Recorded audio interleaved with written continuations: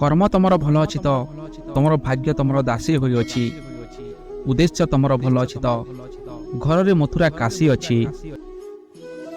যদি ভুল পাসওয়ার্ডে মোবাইল খোলি हुए না তো ভুল হিসাবে জীবন জীবারে সুখ এবং খুশির কবাট কেমিতি খোলি হেব। মনরে কেতেবেলে খরাপ ভাবনা থাকে তো কেতেবেলে ভাল, কাହିଁକିନା ଆତ୍ମାର ଭଲ ପାଇବା ସଂସ୍କାର ବି ଥାଏ ଏବଂ ଘୃଣାର ସଂସ୍କାର ବି। ଯେଉଁ ସଂସ୍କାରକୁ ଯେତେ ଅଧିକ ବ୍ୟବହାର କରିବ ତାହା ତୁମର ସ୍ୱଭାବ ହୋଇଯିବ। ଦୁଃଖ ଏବଂ କଷ୍ଟରେ ଧୈର୍ଯ୍ୟ ରଖି କାର୍ଯ୍ୟ କର, କାହିଁକିନା ସୁନାକୁ ଅଗ୍ନି ଚମକାଇଥାଏ ଏବଂ ମଣିଷକୁ ଦୁଃଖ ଏବଂ କଷ୍ଟ ଚମକାଇଥାଏ। ମା ବାପାଙ୍କ ସାଥିରେ ଆପଣଙ୍କ ବ୍ୟବହାର ସେହି କାହାଣୀ ଅଟେ ଯାହାକୁ ଲେଖନ୍ତି ତ ଆପଣ, କିନ୍ତୁ ତୁମର ପୁତ୍ର ତୁମକୁ ପଢ଼ିକି ଶୁଣାଏ।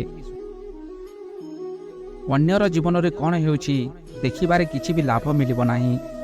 ନିଜ ଜୀବନରେ ଏମିତି ବହୁତ କିଛି ଅଛି ଯାହାକି ଅପେକ୍ଷାରେ ଅଛି କି ଆପଣ ନିଜ ଜୀବନ ଏବଂ ନିଜକୁ କେତେବେଳେ ଦେଖିବେ। କେତେବେଳେ ଆପଣ ଏହା ଭାବିବେ ନାହିଁ କି ଆପଣ କିଛି ବି ନୁହେଁ ଏବଂ କେତେବେଳେ ଆପଣ ଏହା ଭାବିବେ ନାହିଁ କି ଆପଣ ସବୁ କିଛି ଅଟନ୍ତି, ବରଂ ଆପଣ ଏହା ଭାବିବେ କି ଆପଣ କିଛି ଗୋଟିଏ ଅଟନ୍ତି ଯିଏକି ବହୁତ କିଛି କରିପାରିବ।